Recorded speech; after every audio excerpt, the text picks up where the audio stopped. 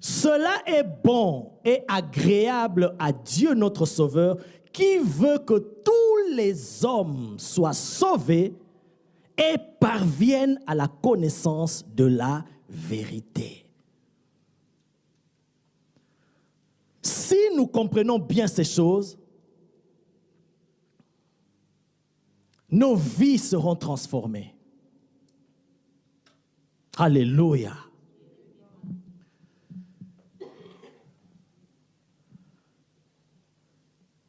Si la volonté de Dieu n'était que sauver les hommes, ça s'arrête là.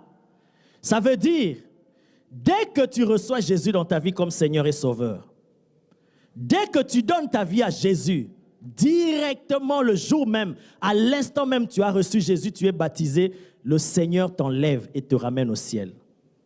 Si c'était que ça, sa volonté. Vous savez pourquoi?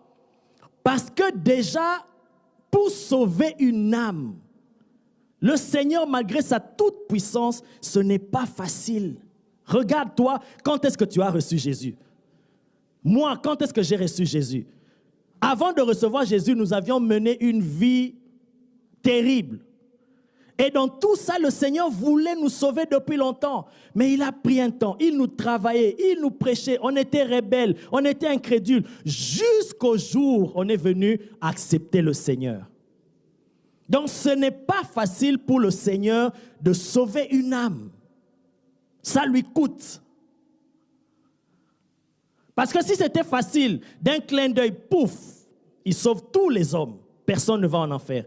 Mais il y aura des hommes qui iront en enfer, comme j'ai dit vendredi. Pourquoi? Parce que Dieu a créé l'homme libre. Il a donné à l'homme le libre arbitre, la liberté de choisir.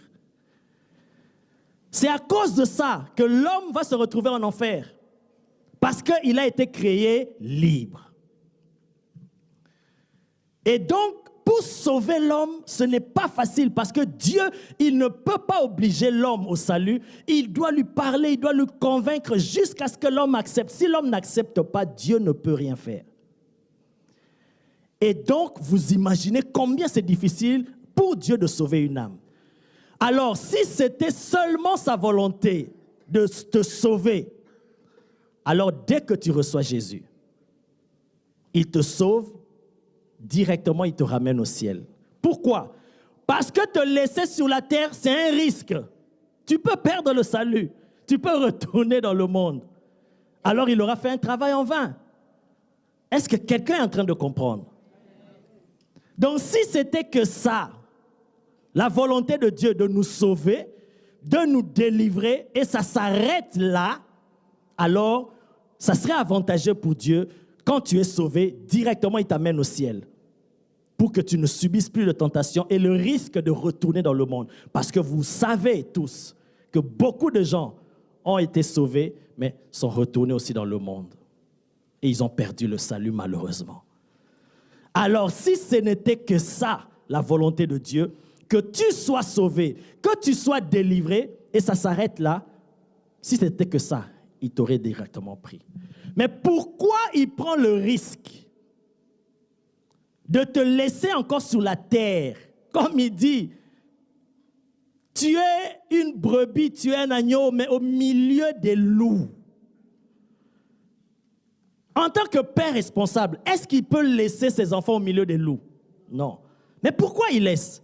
Parce que dans sa volonté, ce n'est pas seulement que tu sois sauvé, mais que tu parviennes aussi à la connaissance de la vérité.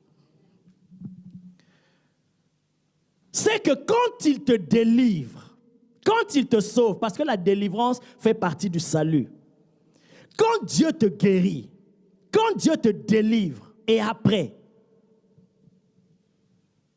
ça veut dire quoi le salut? Ça veut dire quoi la délivrance? Je remonte chez notre arrière-grand-père Adam. Dieu l'a créé, lui. Il lui donne une mission. Au travers d'Adam, nous tous qui étions en Adam, nous devions accomplir la volonté de Dieu sur la terre. Et dans ce que Dieu a donné à Adam comme mission, Adam n'a pas réalisé. Pourquoi? Parce qu'il y a un ennemi qui est venu pour le séduire. Ça veut dire, la marche d'Adam pour accomplir la volonté de Dieu, c'est arrêter en chemin. Et c'est quoi le salut? C'est quoi la délivrance? Dieu vient maintenant. Il te sauve, il te délivre, il t'arrache de la puissance du péché, de la puissance du mal, pour te remettre sur le chemin et continuer ta course qui est la mission qu'il t'avait confiée sur la terre. C'est ça le salut, c'est ça la délivrance. Pourquoi Dieu te délivre? Si tu ne sais pas pourquoi Dieu te délivre, pourquoi Dieu t'a sauvé, tu ne vas pas comprendre et tu vas passer à côté. Tu étais enchaîné par l'ennemi.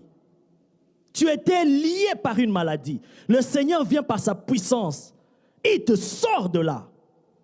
Quand il te sort de là, quand il te délivre, quand il te guérit, c'est pourquoi? C'est pour le servir. C'est pour continuer ta course. Parce que chaque être humain qui est venu sur la terre tel que tu es là, ne te minimise pas. Dieu a un but à atteindre avec toi. Amen.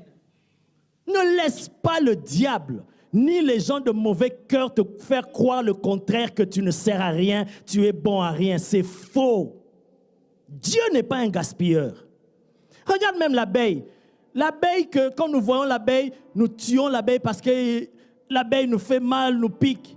Mais l'abeille même, quand Dieu l'a créée, l'abeille joue un rôle pour la nature, même pour les fleurs. Tout ce que Dieu a créé a un but. Et si Dieu a fait cela pour les animaux, les insectes, les plantes, et tu penses que pour toi, il n'y a pas un but, c'est le mensonge du diable.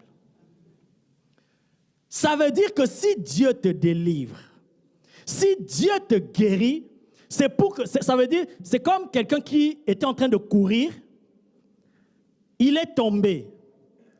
Quand tu viens l'aider à se relever, c'est pour qu'il continue sa course.